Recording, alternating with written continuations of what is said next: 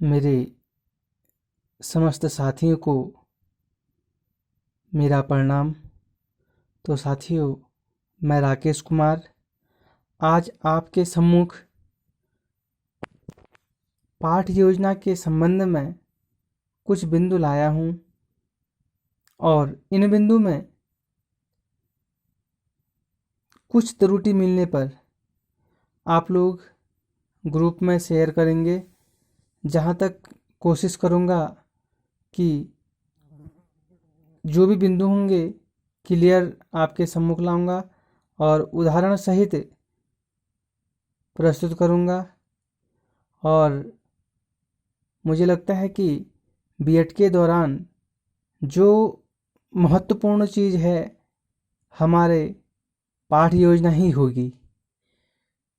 अर्थात जो 80 पाठ योजना बनानी होती है, हमें 80 पाठ योजना हमें बीएड के दौरान बनानी होती हैं। तो उन पाठ योजना में बहुत सारी चीज़ें आती हैं, बहुत बिंदु आते हैं जिन बिंदु को हम भूल जाते हैं। और ब्लू प्रिंट है, ये चीज़ें आपको मैं जितना मेरे संज्ञान में है, जितना मैंने किया है, बना रखे हैं, तो मैं आपसे साझा करूँगा और आप लोगों से इसके बारे में चर्चा करूँगा। मुझे लगता है कि ये बिंदु हमारे लिए, जो ये पाठ योजना है, ये महत्वपूर्ण बिंदु होगा। तो दोस्तों, आप लोगों के सम्मुख कुछ बिंदु ला रहा हूँ और आप लोग इसको ध्यान से देखेंगे और सुनेंगे।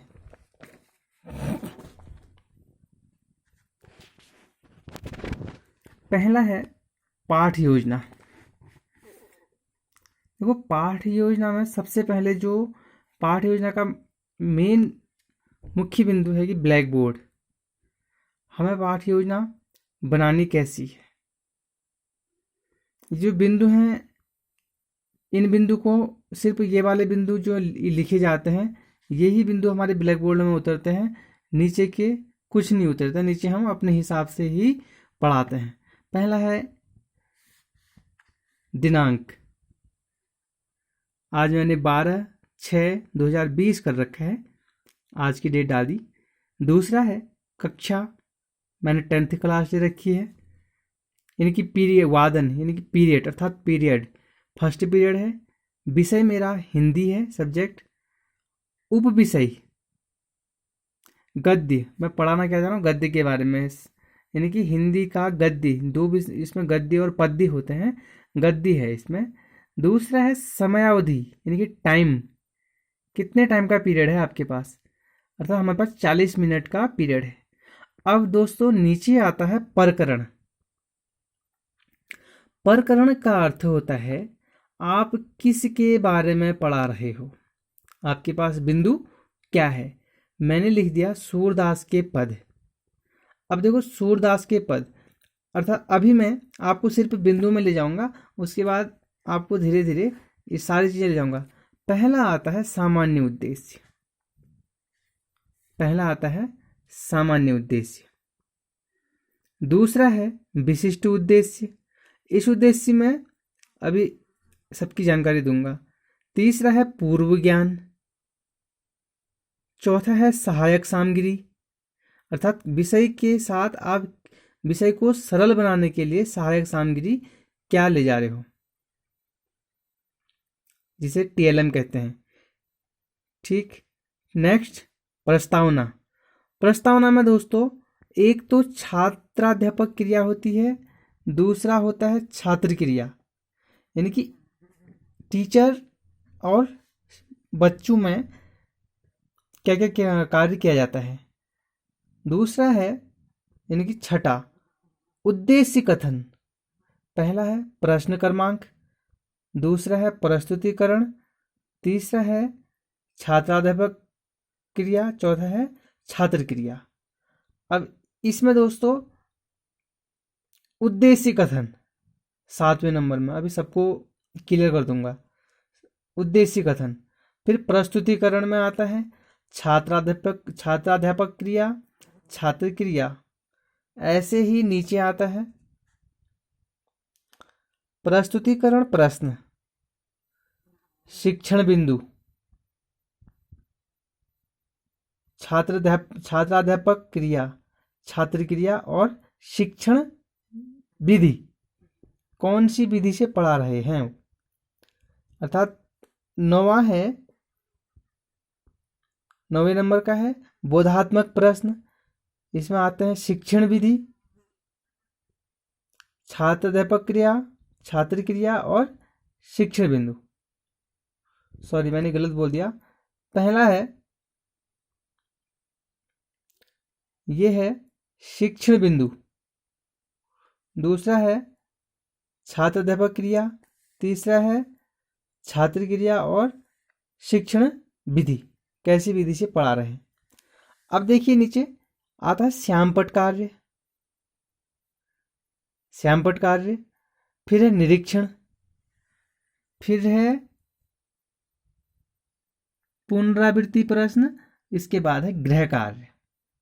ठीक है दोस्तों, मैं आपके सामने अब इसी के जो बिंदु हैं, इन बिंदु के बारे में विस्तार से समझाता हूँ। तो दोस्तों, अब हम इन बिंदु को विस्तार से जानते हैं। वहाँ मैंने प्रकरण क्या लिखा था, सूरदास के पद। ठीक है, जो मेरी बुक है, नोटबुक है, मैंने इसमें लिखा है, इसमें मैंने खिलौने वाला लिख दिया। ठीक है, उसको आप सूरदास के पद को यहाँ खिलौने वाला समझ लो। ठीक है, मान लो अब हमारा मेन क्या है, सामान्य उद्देश्य। पहला क्या है, सामान्य उद्देश्य।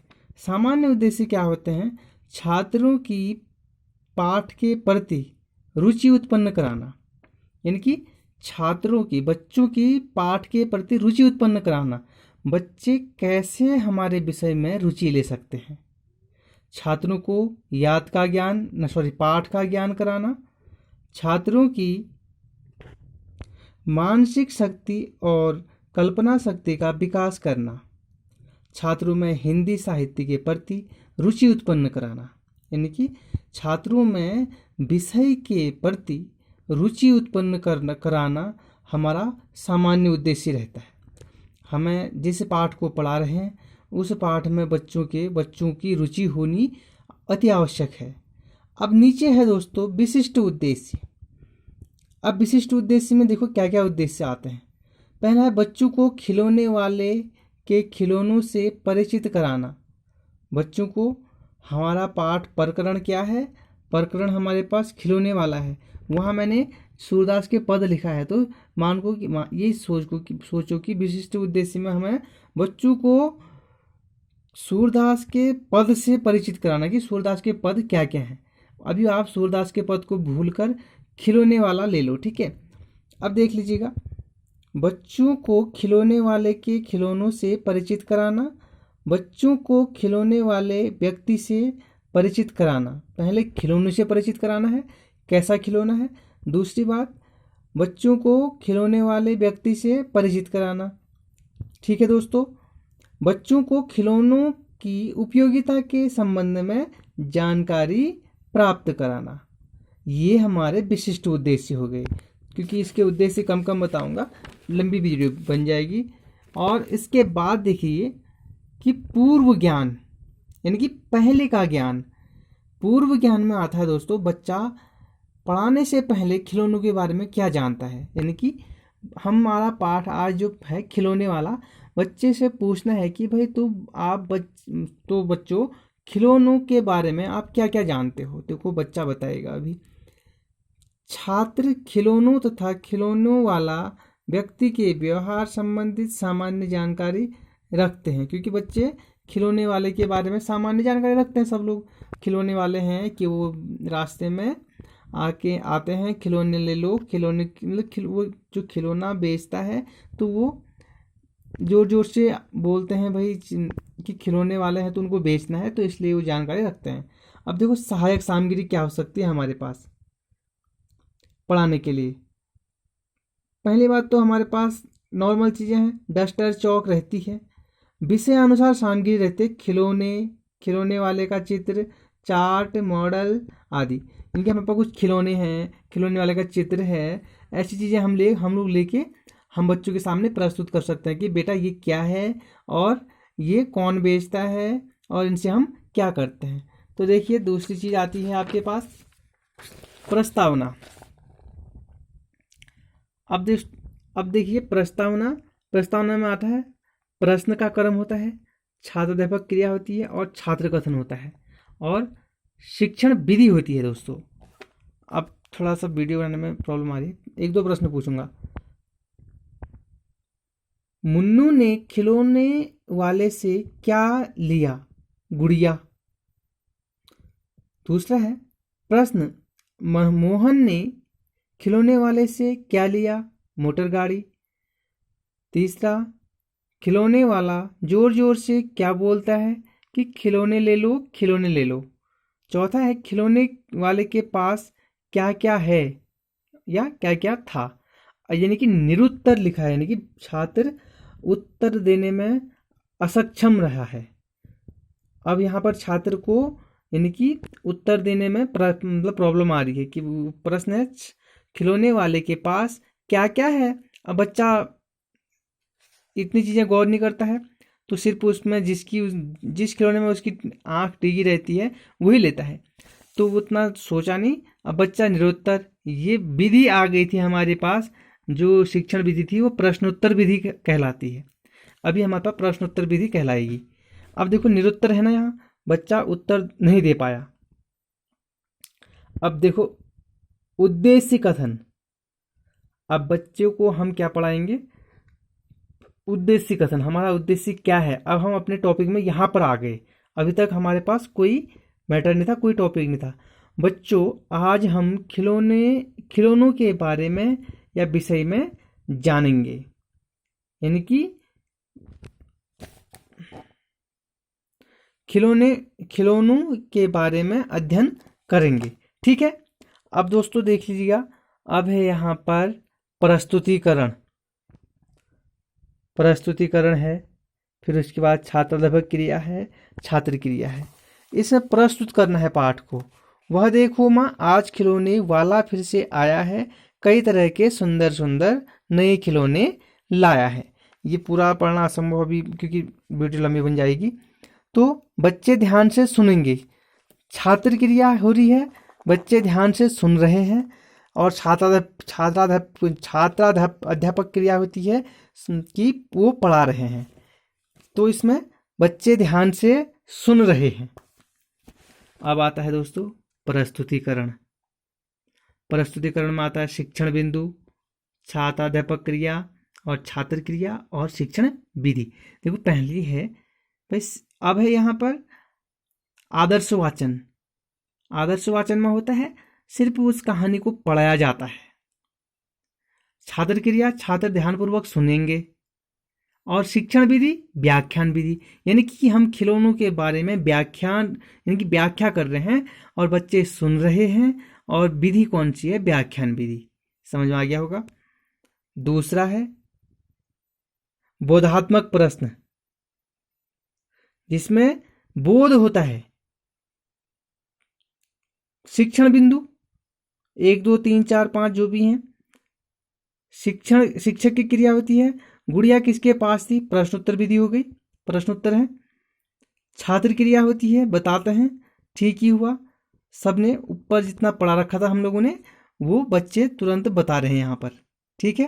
पहला है गुड़िया वाला, तोता किस में है? पिंजरे में है।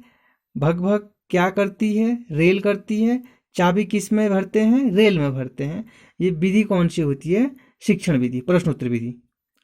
अब नीचे आ जाइए आप लोग। अब आता है दोस्तों श्यामपट्ट कार्य।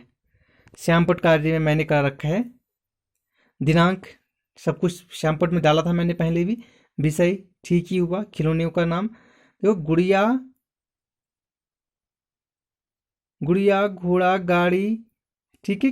किचन सेट और मोटर गाड़ी, तोता थोड़ा मिट गया है, तो गेंद, ये मैंने कि उसमें करा रखा है ब्लैक बोर्ड कार्य में। ठीक है। अब देखिए निरीक्षण कार्य। अब दोस्तों निरीक्षण कार्य हमारे सबसे महत्व होता है। ये कार्य छात्राध्यापक कक्षा में घूम घूम कर बच्चों के श्यामपट्ट कार्य का अवलोकन करेगा तथा उसकी सामूहिक एवं व्यक्तिगत समस्याओं का समाधान करेगा। इसके बारे में थोड़ा चर्चा कर देता हूँ। जैसे ही हम ब्लैक बोर्ड में लिखाते हैं तो हमें ब्लैक बोर्ड में लिखाने के बाद और लिखाने के बीच बीच में बच्चों के बीच में घूमना चाहिए और बच्चों की कॉपी में देखना चाहिए, क्योंकि बच्चा गलत लिख रहा है या बच्चे को दिख रहा है नहीं दिख रहा है, इसके बारे में हमें जानकारी लेनी चाहिए। और दिखने के बाद भी बच्चा गलत उतारता है तब भी हमें उसकी कॉपी में देखना चाहिए। ठीक है, नीचे आता है पुनरावृत्ति प्रश्न, यानी कि पहले जो हमने पढ़ा रखा है फिर उसे एक बार फिर पूछ लें। जाते समय, जाने का टाइम है हमारे पीरियड से, क्योंकि 40 मिनट के अंदर अंदर करना है ये सब कार्य। अब हमारे पास ये जाने का कार्य हो रहा है, खिलौने वाला क्या बेचता है। ठीक ही हुआ, ये प्रश्न छोड़ जाते हैं। खिलौने वाला जोर जोर से क्यों चिल्लाता है, खिलौने वाला खिलौनों से को क्यों बेचता है, खिलौने किस किस ने खरीदे। अब देखो नीचे गृह कार्य में मैंने दिया है ये, सभी बच्चे 20-20 खिलौनों के नाम लिखकर लाएंगे। ठीक है, खिलौने बच्चों को याद होते हैं, तो दोस्तों बच्चों को खिलौने वालों के नाम याद होंगे और वो लिख लाएंगे। तो मेरे हिसाब से तो यह है कि इसमें इतने बिंदु आते हैं और इन बिंदु को हम गौर से जानेंगे और पढ़ेंगे, इन बिंदु के बारे में समझेंगे। ठीक है दोस्तों, और भी पाठ योजनाएं हैं जो मेरे इस प्रकार की मैंने बना रखी हैं। बहुत टाइम लगता है, बहुत मेहनत करनी पड़ती है दोस्तों। अभी हम सब लोग इसके बारे में जानेंगे और साथ ही आप सभी लोग, आशा करता हूँ कि ठीक होंगे। चलो, इस वीडियो के साथ मैं आप सभी लोगों का स्वागत करता हूँ कि आप लोग इस वीडियो को सुनेंगे, अच्छी तरह जानेंगे। फिर उसके बाद दूसरी वीडियो में और कुछ समय लगेगा बनाने में, तो फिर आप फिर मिलते हैं। धन्यवाद।